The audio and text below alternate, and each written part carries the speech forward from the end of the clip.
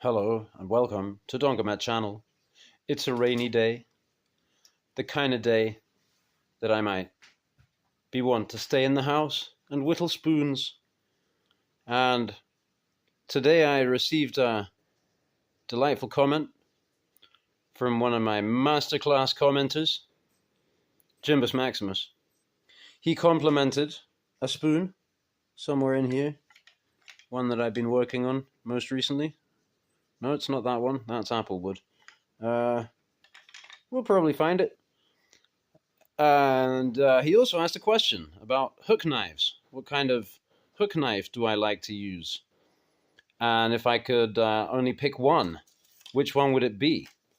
And this is a very interesting topic to me, so I told him his wish is my command, and I shall make a video now treating this subject. So hook knife, some people call this kind of thing a hook knife, and that is not the kind of thing that we mean. This kind of knife does have, as it were, a hooked profile, and it also has a kind of a hook here, which is incidental. Yeah, wouldn't be very helpful in principle in the carving out of the bowl of a spoon. I mean, you could use it along the way, but to get into the bowl, not very good at all. And so this also has a hook. And here now, you can actually use this to very good effect for roughing out the bowl of a spoon. But again, it is of limited use when it comes to actually getting it to a nice, smooth kind of consistency. I got some water here so I can dunk things because everything looks better when it's wet, right? So something of note, and that I've been doing a bit recently, and I think with this spoon it's very possible that I didn't use a hook knife on this one. This is Applewood. It's quite not easy carving and scraping, and so if you have a knife with enough of a belly on it, and I find that a sodbuster, especially if you round off the tip a little bit, or I got one that just came with an exceptionally spatulate tip on it, and I just accentuated that. The Spey blade also can do this job very nicely. And it's slow, right? You'd think it's slower, but what I find is that when I use something, hook knifey, where's that one I was working on? Well, here's one that I definitely used, but I've been rounding that out. Oh, here it is. Okay, so this is bowl in progress that was done with, with this, actually. And yeah, you get this kind of texture that then you still have to scrape it out. Right? And when it's lumpy like that, it can be kind of hard to scrape out. And so, sometimes it's depending on the wood. This is oak, though. This would take forever to scrape it out like that. So, yeah, I was using this. And this has hook blades on it. But, I mean, is this even a hook knife? If it were just this with a handle on it, that would absolutely be a hook knife, right? This one's kind of like a Mokatogan. And so that would be a really good single purpose because you have the kind of a bit of a compound, you've got more of a flat here, and you got the hook there. So you could actually, you could use this to carve the whole thing, actually. This one knife, right? But I don't have actually a single one knife like this. I just have this blade in this. And so I don't feel like this can quite... If Jimbus asked me, if you could have one hook knife for spoon carving, what would it be? And I say, well, it would be my flex cut spoon carving jack. Isn't that kind of cheating? Isn't that like a trick answer? Because it's two or more, depending on how you look at it. because maybe you want to call that a scorp. And then it also has a blade, right? A straight blade that is definitely not hooked, right? So you can't just call it a hook knife. But yeah, one tool option, I mean, that's what they made this for, right? Now, I will say that because of the way it's set up, the handle can interfere. And so there'll come a point where if you had this in like a non-folding pocket knife format with a bit more of a tang before the handle, you would be able to do stuff that with this you cannot. So either, or you can, but you have to work out a completely different grip position or something. But there's a way around it using probably one of the other tools or just getting in there with the knife or whatever. Now, the kind of castrum or similar spoon carving knife, I don't seem to have that much luck with them, in as much as I got a good one, and it was like around here somewhere. I'm sure it's around here somewhere, but it was around here for somewhere for so long without me finding it that I went and bought a bunch of blanks, and eventually I made one into an actual, I put a handle on it. I made it work, and it's around here somewhere. This isn't really a hook knife at all, but it's one of those things that you could use for this kind of task. And as you can see, that's like how much I use this thing, Beavercraft. It's nice. It's okay. I don't really know how to use it. I think you better if you use a vise, or there are techniques and stuff. I'm not practiced with this one. Nice edge on it though. I guess that's where I had my thumb last time I used it. So I can't show that one, but it's around here somewhere. And then there is one thing that actually, well, let's have a look at some of these spoons, and works in progress. Ash wood, weird grain orientation. This was a piece of firewood that and I don't know if this is even going to make a good spoon because it's ash. It's kind of, I don't know, but anyway. I'll just put these out of the way somewhere. Here, a box. I think maybe this is also ash. It's very kind of soft and yet crinkly. Take the right knife to it. It's really nice. But yeah, it's just like very lightweight, this one. And it doesn't, I don't know. I've been working on it for a while, and it looks a different color than it kind of is through the camera, but I'm confident this one hasn't been used. It's got some spalting in there and stuff. I don't know, it's like a study spoon. This one, I made videos on this and stuff, and this when it was freshly carved and oiled, and I'm still working on it. But it's got some cool stuff going on in the grain here.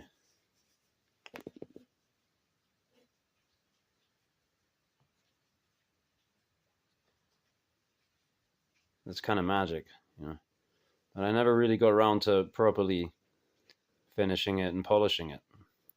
And, just waxing it hard so that it doesn't get fuzzy and, at a glance, it's a pretty ugly spoon, but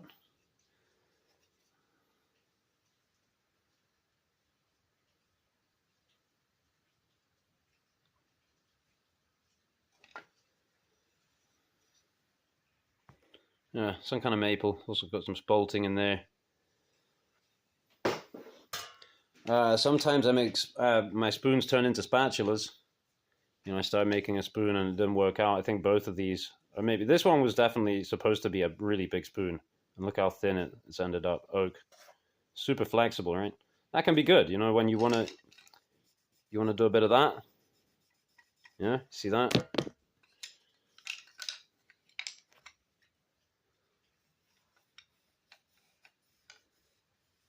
Don't get that from a metal one or a thick old store-bought one. No, sir, you need quarter split, hand whittled, chasing the rings.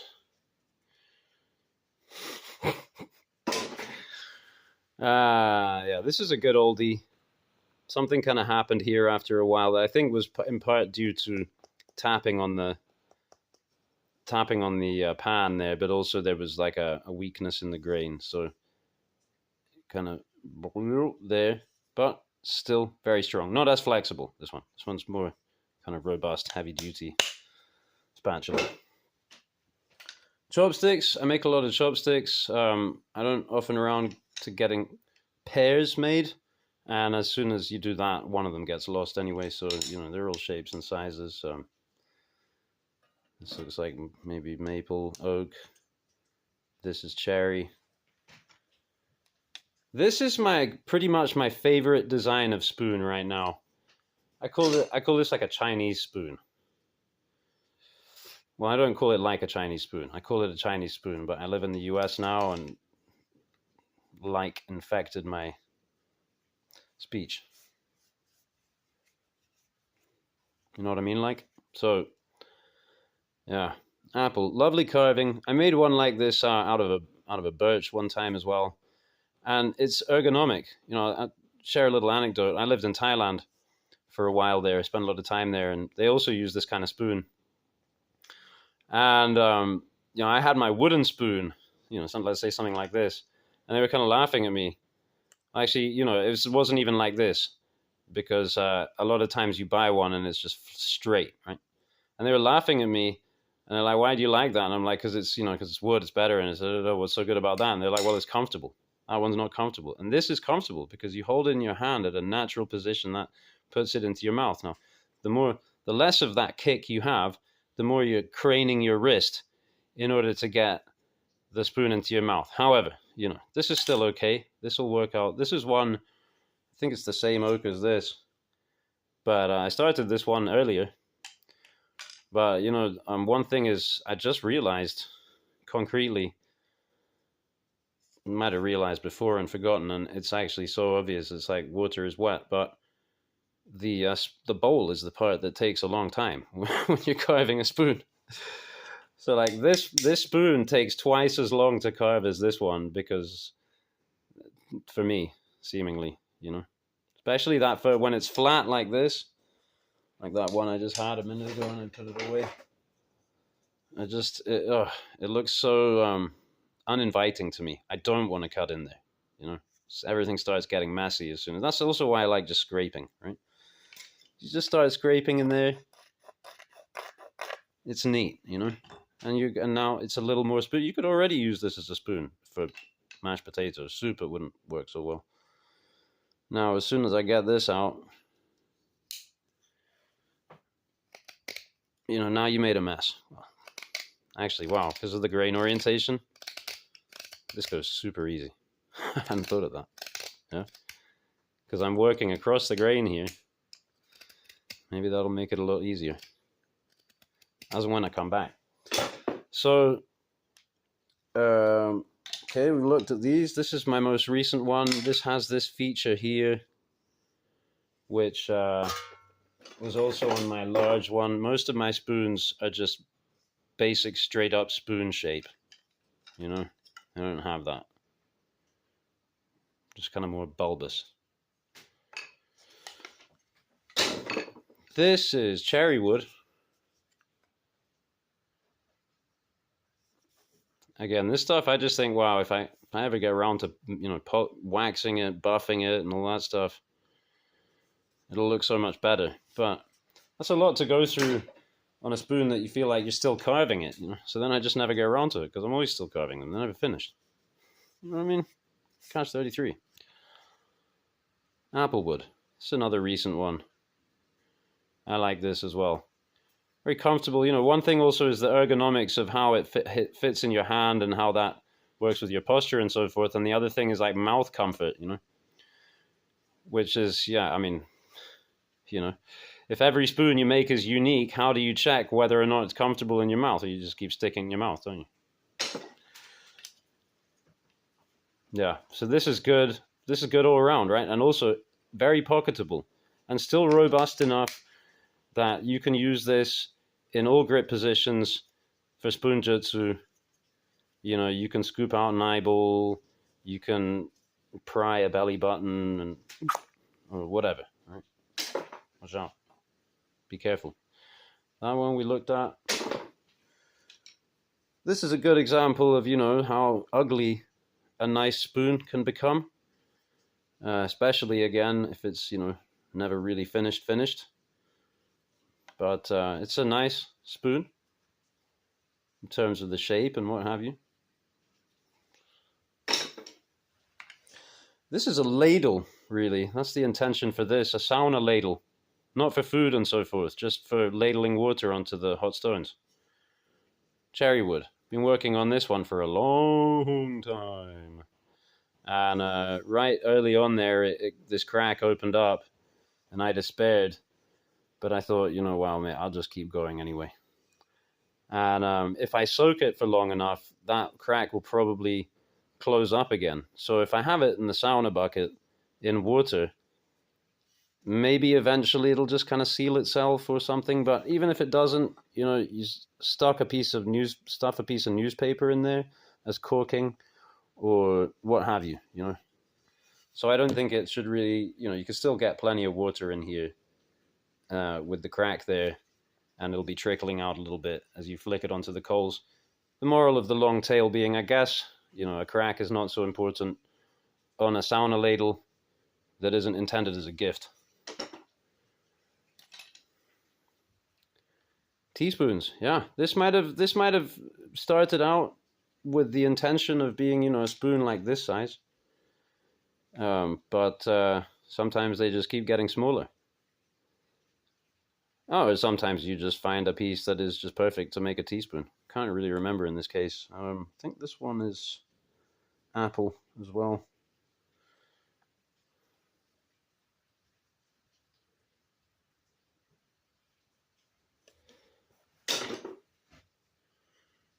This is a knife that has a really good belly on it for scraping.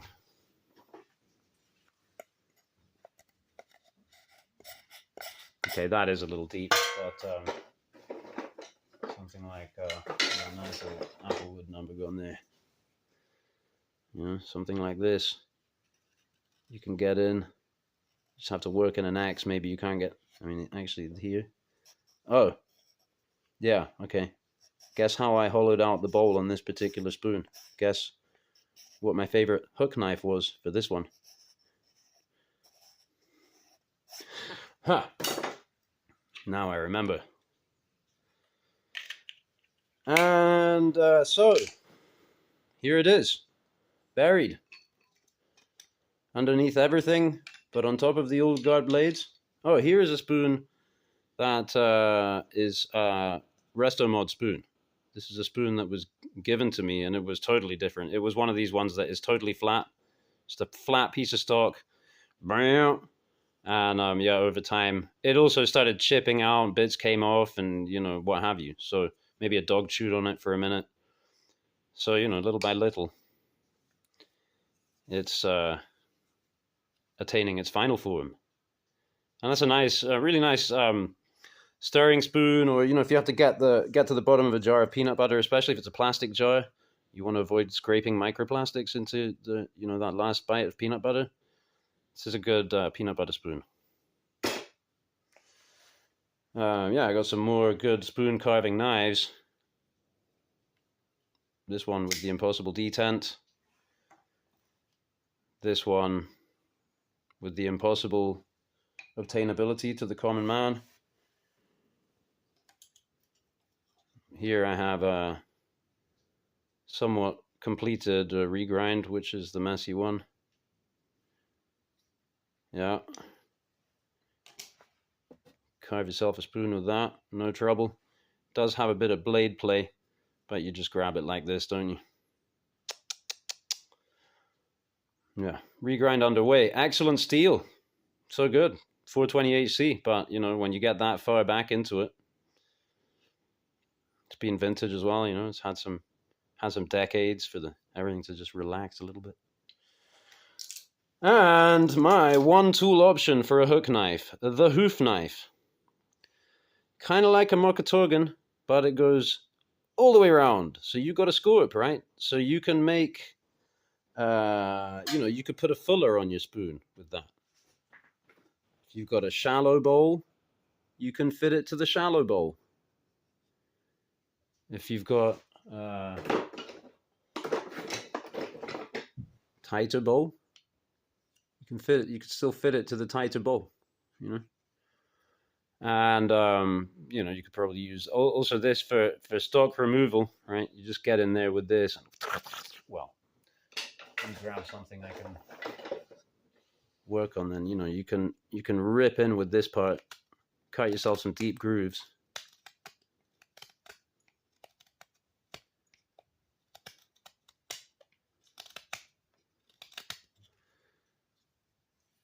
And then you can come across in another direction and remove them.